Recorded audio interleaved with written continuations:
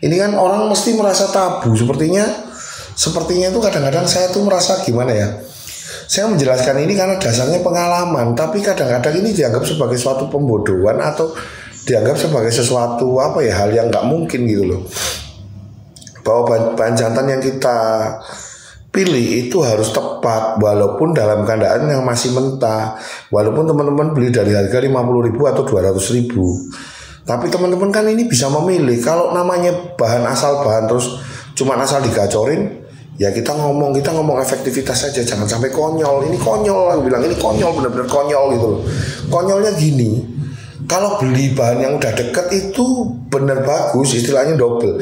Tapi kalau saya mencoba untuk memilih bahan yang tidak hanya cuman sekedar bahan-bahan yang istilahnya nggak jelas gitu loh. Nanti karena gini Om, coba berpikir ya Om, jenengan teman-teman ini garap 1 tahun dan endingnya itu zong. Coba bayangin, sakit hati nggak? Garap setahun nih, setahun itu penantian yang panjang. 1 tahun, 1,5 tahun nggak jadi kan capek toh. Nah, dasaran pertama yang harus kita pilih yaitu masalah bahan baku. Bahan baku yang seperti apa Om yang bisa konslet? Saya sudah bahas itu di belakang.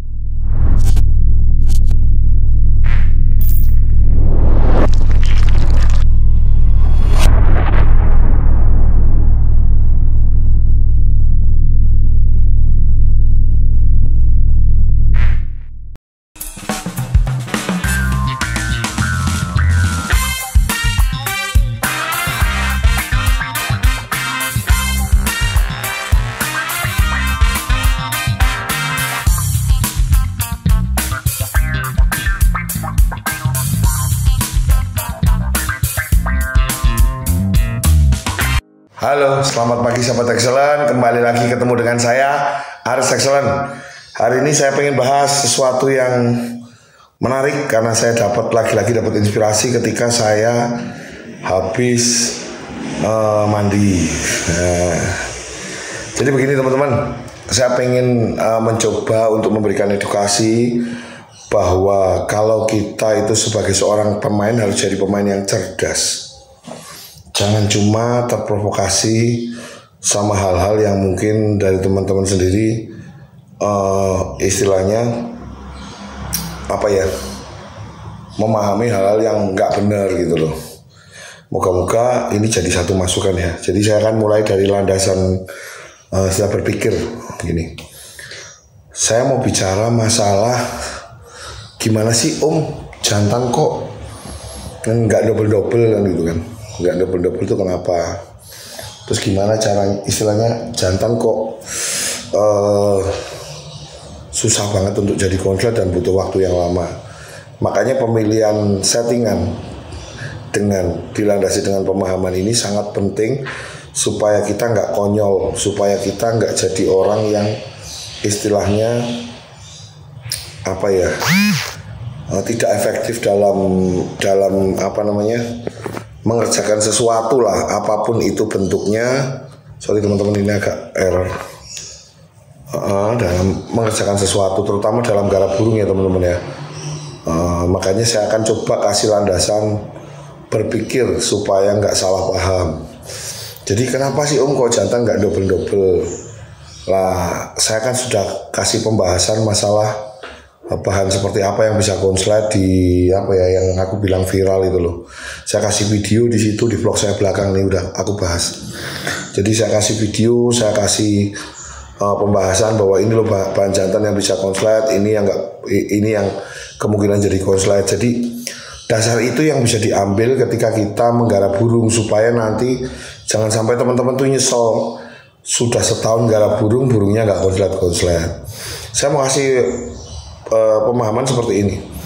Saya nggak tahu sih burung bahan jantan itu bisa konslet semua apa enggak. Saya nggak pernah bilang seperti itu. Saya hanya bilang bahwa mungkin ya, saya bilang mungkin bahan jantan itu bisa aja atau nggak bisa, saya nggak tahu. Bisa aja semua itu konslet. Tapi kalau saya lebih senang dengan sesuatu yang sudah jelas. Dalam arti sudah jelas gini, nggak harus burung yang istilahnya beli burung yang bahan konslet, tapi bisa bahan mentah yang dalam arti masih mentah, benar-benar mentah yang dari ombyokan. Tapi cara memilih ombyokan yang baik seperti apa Om? Cara memilih bahan yang bisa konslet dari ombyokan yang masih vektor total. Ini kan orang mesti merasa tabu. Sepertinya itu kadang-kadang saya tuh merasa gimana ya. Saya menjelaskan ini karena dasarnya pengalaman. Tapi kadang-kadang ini dianggap sebagai suatu pembodohan atau dianggap sebagai sesuatu hal yang nggak mungkin gitu loh. Bahwa bahan jantan yang kita pilih itu harus tepat walaupun dalam keadaan yang masih mentah. Walaupun teman-teman beli dari harga 50.000 atau 200.000, tapi teman-teman kan ini bisa memilih. Kalau namanya bahan terus cuma asal digacorin, ya kita ngomong efektivitas saja, jangan sampai konyol. Ini konyol, aku bilang ini konyol, benar-benar konyol gitu loh. Konyolnya gini, kalau beli bahan yang udah deket itu benar bagus, istilahnya double. Tapi kalau saya mencoba untuk memilih bahan yang tidak hanya cuman sekedar bahan-bahan yang istilahnya nggak jelas gitu loh. Nanti karena gini Om, coba berpikir ya Om, jenengan teman-teman ini garap 1 tahun dan endingnya itu zong. Coba bayangin, sakit hati nggak? Garap setahun nih, setahun itu penantian yang panjang. 1 tahun, 1,5 tahun nggak jadi kan capek toh. Nah, dasaran pertama yang harus kita pilih yaitu masalah bahan baku. Bahan baku yang seperti apa Om yang bisa konslet? Saya sudah bahas itu di belakang. Coba dicek lagi vlog-vlog saya di belakang, itu banyak banget masalah pemahaman. Jadi supaya kita nggak konyol 1,5 tahun, 1 tahun garap itu endingnya jadi sia-sia dan akhirnya mubazir gitu loh. Nah, bahan dasar seperti apa? Saya sudah jelaskan. Oke, saya coba kasih satu lagi hal. Saya kasih satu hal yang paling penting. Bahan jantan yang menurut saya bisa konslet itu bahan jantan yang walaupun masih nguet-nguet, masih suka tidur, masih suka lompat-lompat, masih suka seperti apa, tapi yang penting ketika dia ngeluarin birahi itu kemudian gak lama bunyi. Saya sering bilang seperti ini, walaupun dengan kondisi birahi tinggi dia tetap bunyi. Walaupun dia gestang dia tetap bunyi. Walaupun dia ngapal kalau betina dia tetap bunyi. Gitu loh. Ini yang paling penting yang dilandasi, bahwa burung gestang pun bukan burung yang over birahi kalau dia kecuali nggak bunyi gitu loh. Jadi pemahaman ini harus dapat teman-teman, jangan sampai salah paham gitu loh. Takutnya itu nanti jadi pemahaman yang nggak sama, ini jadi membuat bahwa kesulitan teman-teman dan nyalain saya gitu loh. Nanti bilang seperti ini ternyata nggak sesuai. Makanya harus disimak benar-benar, jangan skip, disimak satu-satu benar-benar. Kalau teman-teman benar-benar pengen proses konslet ya, nanti takutnya saya salah paham. Saya tuh jujur apa adanya, saya buka semua di sini dan saya nggak punya tendensi apa-apa gitu loh. Saya jualan pakan tapi saya nggak nawarin pakan. Coba tanya itu yang saya jadikan vlog, apakah saya nawarin pakan ke mereka yang udah nyiptain konslet? Enggak, mau pakai silakan, nggak pakai ya silakan gitu loh. Jadi aku tuh benar-benar niatnya berbagi. Kalau mau ada yang nyinyir silakan, nggak ada yang istilahnya ada yang silakan. Saya coba berbagi dengan cara yang efektif, karena kalau nggak konyol. Konyolnya apa? 1 tahun 1,5 nggak ada hasil, ini konyol. Saya dulu belajar, oke lah kekonyolan saya belajar keliling-keliling nggak ada hasil di awal, tapi endingnya bagus gitu. Dalam arti proses belajar itu memang kadang-kadang butuh proses yang lama. Oke, kita bisa berjuang, kita bisa jadi orang yang istilahnya berani terima tantangan, tapi jangan konyol. Coba bayangin, kalau misalnya lu tutup mata, lu istilahnya terima tantangan, lu nyebrang jalan tutup mata, itu konyol karena masih ditabrak gitu loh. Ini konyol gitu loh. Boleh terima tantangan, lu boleh menjadi orang yang gampang tertantang, tapi mohon dengan cara yang efektif supaya kita nggak capek gitu loh. Jadi pilih bahan baku yang benar dulu yang pertama. Walaupun itu dari ombyokan pun bisa jadi saya sudah membuktikan. Mesti bahan-bahannya Aris paling bahan-bahan materi katanya. Materi apa maksudnya materi? Maksud saya itu bahan-bahan yang memang sudah punya karakter. Karakter seperti apa yang seperti tadi sebutin gitu loh. Nah, nanti coba pilih bahan-bahan itu, terus kemudian mulai rawat dengan pola-pola. Boleh pilih settingan mana aja, bebas. Saya tidak harus pakai settingan saya, teman-teman ini harus pakai settingan saya, enggak, karena saya lebih lari ke pemahaman. Bebas pakai settingan siapa aja, yang penting pemahamannya tahu. Lah, ketika bahan jantan yang kita proses itu benar, yang terjadi makanya kita tidak akan kemungkinan zong di belakang itu lebih minimal gitu. Yang penting itu. Yang kedua, kita ngomongin kok burung saya nggak double-double. bahan konslet yang masih mentah untuk proses double itu butuh waktu, nggak bisa langsung sesaat. Ini saya coba edukasi supaya teman-teman ini nggak gampang menyerah gitu loh. Nggak semudah itu buat burung jantan itu langsung tiba-tiba beli bahan mentah konslet. Orang yang udah double aja harganya mahal, artinya kan butuh proses waktu yang nggak mudah. Tapi kalau sampai jadi kepuasannya lebih dapat uang yang banyak gitu loh. Jadi teman-teman harus paham ini. Terus gimana prosesnya ketika burung ini setelah gacor kan kayak gitu? Itu kan ada tahap-tahapnya, nggak terus sembarangan langsung dal gitu aja. Tapi harus pakai cara yang efektif, harus digantang. Kata siapa? Orang nggak harus digantang juga gak apa-apa, boleh terima tantangan tapi jangan sampai konyol. Konyolnya kalau kita ngeluarin uang tiap gantang 50.000, belum ngomongin kopi sama rokok kan gitu, belum ngomongin jajan segala macem. 50.000 sekali berangkat nih. Kita ngomong estimasi harga lah, kita ngomong estimasi efektivitas. Kita gantang 50.000 sekali berangkat. Seminggu kita gantang 3 kali, ya kan? Kita ngomong 150 ya seminggu.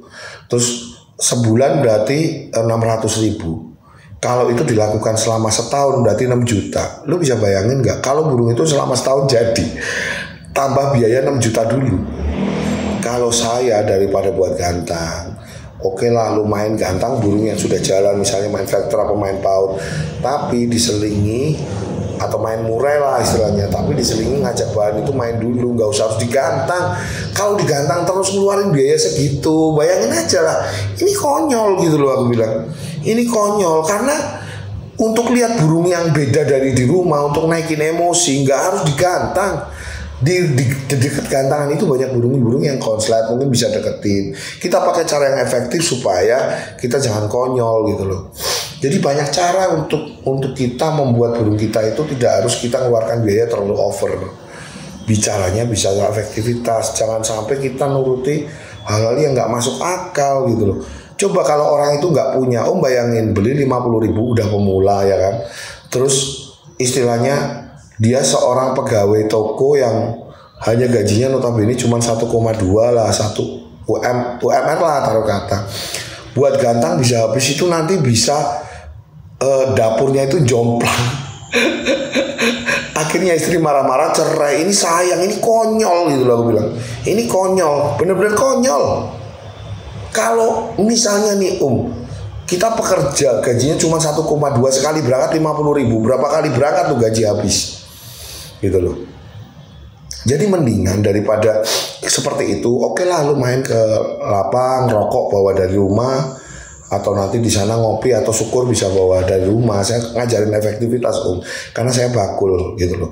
Saya harus perhitungan supaya efektif, supaya nanti hasilnya itu ada. Oke, bagi yang nggak bakul minimal tidak pemborosan, karena nanti resikonya nyerang keluarga. Dan mikir nggak kalau keluarga itu sampai ribut, bisa jadi terhambat main burung dan akhirnya konslet itu nggak terwujud. Jadi harus panjang. Diajak main aja ke gantangan, deketin burung konslet yang lagi diisis tuh, deketin aja sama dia. Atau mungkin kalau misalnya butuh di master nih, ngomongnya butuh di master, atau deketin burung-burung yang lagi dibuka di pinggiran itu, dicental-centalin, yang ikut nyentalin. Kan banyak cara, nggak harus pakai cara yang konyol seperti ini gitu loh. Maksud saya, jadi tolong teman-teman memahami saya ngatain bahwa nggak harus digantang itu. Ini ada yang komentar seperti ini masalahnya, makanya saya bahas gitu loh. Ada komentar bahwa burung harus digantang. Kata siapa? Aku nih aku itu udah membuktikan sendiri. Mau burung apa aja aku ajak main sampai benar-benar dia sudah berani enak di lapang, di pinggir lapangan, baru digantang. Itu pun belum langsung jalan. Setelah digantang butuh proses lagi gantang. Tapi minimal kita efektif gitu loh. Jangan sampai gara-gara ambisi kita tuh ini hobi coy. Bagi yang bakul pun ini hobi, karena hitung-hitungan keuntungan. Jadi jangan sampai nggak efektif kita gantang sembarangan, tapi endingnya kita tuh jadi orang yang konyol. Keluarga ribut, uang yang harusnya untuk anak, untuk istri jadi nggak karu-karuan. Gara-gara untuk gantang semua kita ribut dan akhirnya cerai. Ini kan kasihan. Aku pengen coba mengedukasi teman-teman supaya nggak salah paham gitu loh, supaya jangan sampai ini jadi hal yang salah gitu loh. Moga-moga vlog ini berguna untuk teman-teman. Jangan sampai konyol saya rasa gitu loh. Jadi saya pikir itu sih sebenarnya saya cuma mau nyampein itu, jangan sampai teman-teman tuh konyol dalam garap burung. Udah itu aja. Moga-moga vlog ini berguna. Cuman pendek tapi artinya besar sekali. Untuk vlog-vlog dobelan dan segala macam nanti akan aku bahas selanjutnya deh. Pasti aku bahas semua om. Aku mohon maaf antri ya. Terus ini aja aku di luar kota posisinya. Saya harus vlog apa adanya aja ini dengan seadanya dengan kondisi seperti ini. Cuman saya kok tergugah ya ketika ada sesuatu yang konyol. Saya pengen bagikan sama teman-teman gitu loh. Jangan sampai ini gara-gara dunia burung, lu ribut sama istri, lu jadi nggak punya uang, bukan jadi bagus tapi malah jadi jelek. Ini hobi, jangan pakai ambisi yang berlebihan, gitu loh. Oke kita pengen punya konslet, ambisi boleh, tapi ambisi yang terkontrol, gitu loh, yang seimbang sama emosinya. Kalau cara burung gitu. Jadi teman-teman tunggu ya vlog saya dengan Irfan Hakim, vlog betina Vector Gacor. Ini nanti aku tambah karena saya saat ini tuh memanfaatkan momentum ketika saya ini ada di Jakarta, ada di Serang Banten. Tujuannya karena apa? Saya akan bahas vlog-vlog yang ada di sini dulu, belum tentu saya kesini lagi kan gitu kan. Saya mohon maaf banyak yang tertunda, tapi yang jelas pasti akan saya buatin. Teman-teman sabar aja, mesti aku buatin. Nggak usah khawatir ya. Banyak orang bilang, oh mana betina Vector Gacor, oh mana masalah dobelan, oh mana masalah Irfan Hakim. Sabar, pasti muncul. Ya. Nanti akan saya buatkan vlog khusus. Yang jelas pertanyaan-pertanyaan monggo masuk ke komentar. Dan mohon maaf untuk hari-hari ini sampai hari Kamis. Ini saya buat ini hari Selasa. Ini langsung saya posting nanti malam. Malam inilah istilahnya. Ini saya buat pagi, nanti malam udah saya posting. Moga-moga ini berguna. Ini sebenarnya hanya karena saya tuh merasa terbeban gitu. Walaupun dengan kondisi yang dengan penuh kesibukan seperti itu, terpaksa saya harus buat vlog ini karena saya merasa jangan sampai teman-teman ini melakukan hal konyol itu aja. Jadi untuk vlog-vlog yang selanjutnya saya akan berikan tip-tip yang betul-betul pernah saya alami dan pengalaman saya. Terserah kalau pengalaman orang lain saya nggak mau bahas lah. Monggo yang udah master-master mungkin mereka juga punya pengalaman khusus. Tapi saya ini bercerita tentang pengalaman saya. Kalau mau diadu-adu saya nggak mau, silahkan aja dibandingin. Tapi kalau misalnya mau sharing, ayo kita duduk bareng. Bagi teman-teman yang pengen sharing, duduk bareng, ngobrol, pintu saya selalu terbuka. Bahkan buat master-master nih, yang merasa pernyataan saya ini mengganggu mereka, yuk kita duduk, kita sharing. Tujuannya positif, yang penting demi mengungkap kebenaran sehingga pemula ini nggak bingung. Kita itu bisa maju bareng, duduk bareng, silaturahmi, gantangan gak dibatasi, hargalah naik. Itu aja sih teman-teman. Tunggu vlog selanjutnya ya. Segitu dulu dari saya, Aris Excellent. Tetap salam minor, masuk akal.